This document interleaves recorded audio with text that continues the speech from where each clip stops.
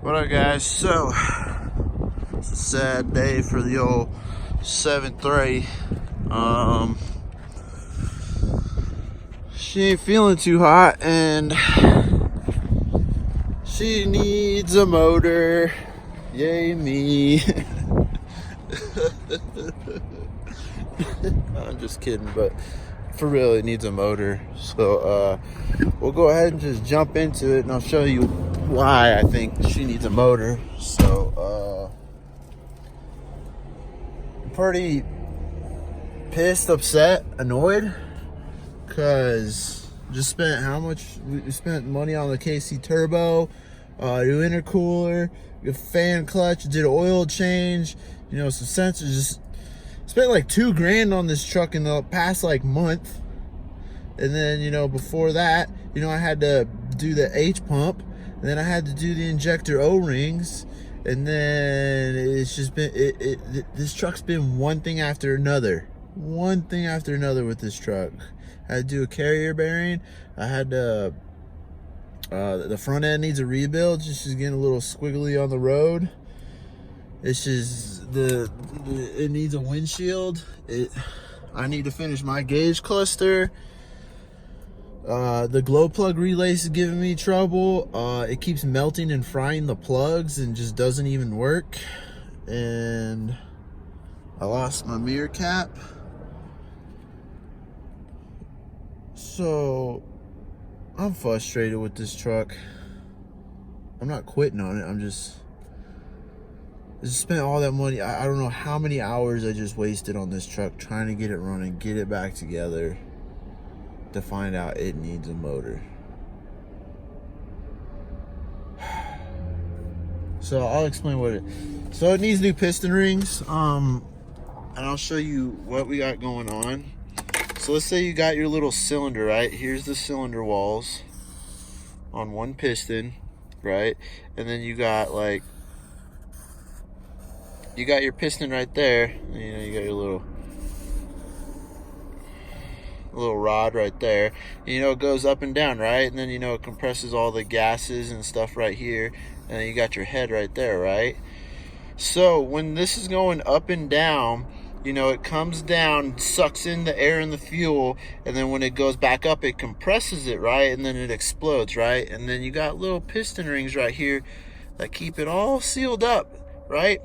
So when it compresses back up, none of these little gases can escape past the sides, back down into the oil pan and into the crank. So that's what the job of the piston rings are. But if those piston rings are worn out and they're not running good, when it compresses and all that pressure builds up in here, all your power and everything's just gonna escape right past down it. It's gonna just crap right out. And I think the reason this has happened to my truck is because it's been running low on oil since I bought it. So we're talking 7-8 years. I've been running a gallon low oil on my truck. Because whoever had this truck before me, I did not know this. It's not something you'd think of, but my truck's had the wrong dipstick in it forever. I think I have a 6.0 or 641 or something, but the dipstick I had read, it would read full, but then when I finally discovered and I put a 731 in there, reading full has actually been a gallon low. For 6-7 years, I've been running a gallon low. So when the piston ring started to burn, and then I'm burning oil because of this, and I run low on oil, and the whole truck would just shut down because the high pressure oil pump can't build oil because it's low on oil because I'm a gallon low.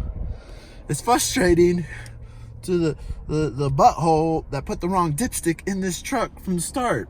So it's just frustrating, because if you got your oil level sitting here and you got your nice 6.0 dipstick sitting here reading full, but then you're sitting a gallon low like that, but then you have your real 731 coming and it's not even touching the oil and it's just reading empty. So you got your 7.3 dipstick, and I think it's a 6.0 dipstick.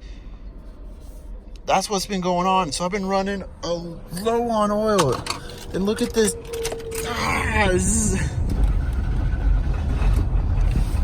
So she got a nice little knock, if you ask me.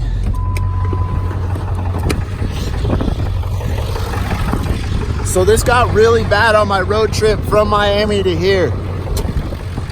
When I hit Flagstaff's when it got really bad. Wait, just look at it out here.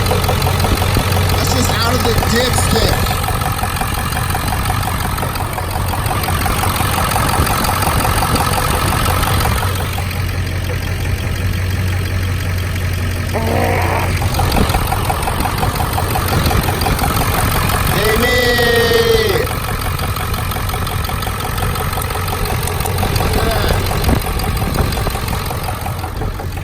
So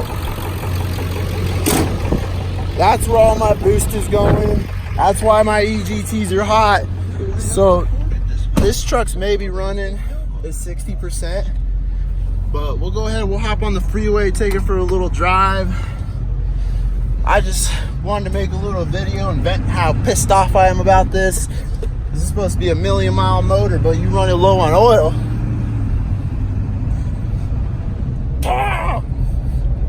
So we'll go ahead, we'll hop up on the freeway, watch these boosts, these EGTs, but this turbo does boost better with the problems than the stock turbo, so I'll give it that.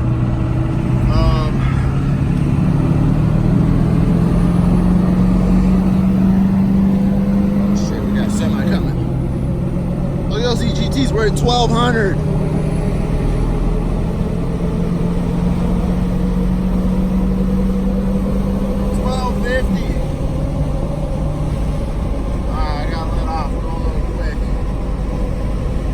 Almost all she had.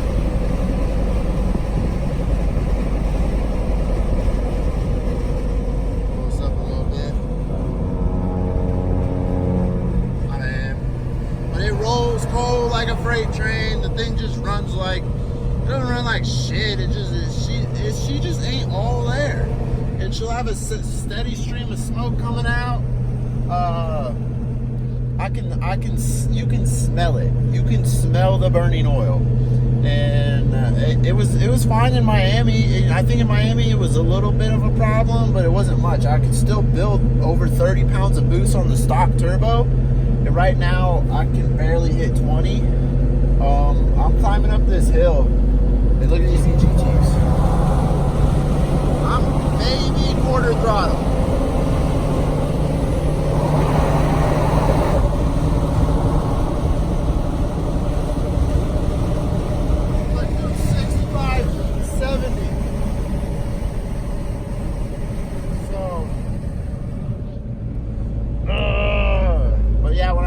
Trip coming through Flagstaff, this was a really big problem. I thought it was the altitude, maybe this was an altitude thing, but my stock Charger back in the day, it never did this. And going up to Lake Tahoe, you know, hitting high altitudes, this has never been an issue, and it dumps coal. I got tons of blow by, so it's frustrating. I wish whatever butthole put the right dipstick in here. I don't know how this thing ended up with a 6.0 dipstick. I thought it was the right one, you know, but I would, you know, I'm not a diesel mechanic. I don't work on 7.3 engines every day. You know, I do some interiors, so after doing a couple of 7.3 trucks, I was like, man, they all got different dipsticks to me. What the heck? And then I switched it out a couple months ago, but obviously a couple months too late. So, you know, once that, you know, piston ring material's gone, that's gone. That's metal shaving's gone. You know, I can't just put in some fluid and fix that, you know, so the motor's gonna have to be torn apart and rebuilt. It's pretty annoying. So, but I'm gonna park it for the winter, save up some money, because I literally just dumped all the money I have into this thing and on this trip, and so I gotta come up with a little bit more money, get my butt to Miami, and I'm gonna take, good thing I didn't sell a 6.7, so we'll get the 6.7 going. Just gonna save up parts over winter, and I'm just gonna do a mild build, just like a 400 or 500 horsepower. This thing's way too big and heavy to be a race truck. I'm not doing no T4 with a monster turbo and injectors and 800 horsepower. No, this thing's way too heavy. I'm trying to run 40-inch tires. This thing's too big for that, and I don't need that kind of power.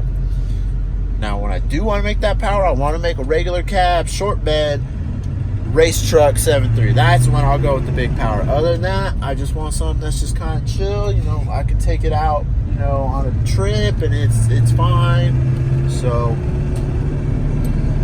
other than that, I just want to make this video to vent to you guys, show you what kind of problem I'm dealing with on this old Betsy. So